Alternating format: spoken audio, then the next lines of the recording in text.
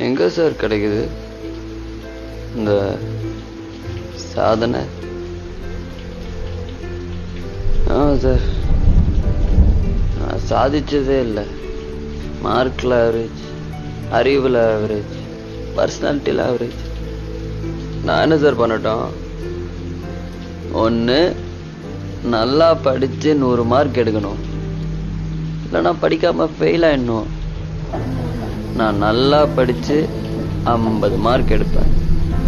50 mark எடுத்துட்டு எங்கள் அப்பங்கிட்ட திட்டு வாங்குவேன் பாருங்க. மேத்ஸ்ல 99 தான் வாங்கியிருக்க. அடுத்த முறை சென்டை வாங்கணும். இப்படி நீ கொடு.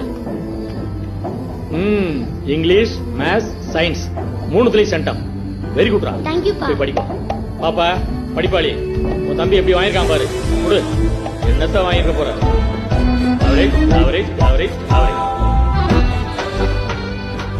நீ இன்னைக்கு மாறுவ நாளைக்கு மாறுவன்னு நம்பி நம்பி 17 வருஷம் ஓடி போச்சு. 12வதுலயும் அதே ஆவரேஜ் மார்க் தான் வாங்கிட்டு இருக்கேன். அவன் பொண்ணை பத்திட்டு தாண்டா கவலைப்பட்டு இருக்கான். நான் உன்னை பத்திட்டு கவலைப்பட்டு இருக்கேன்.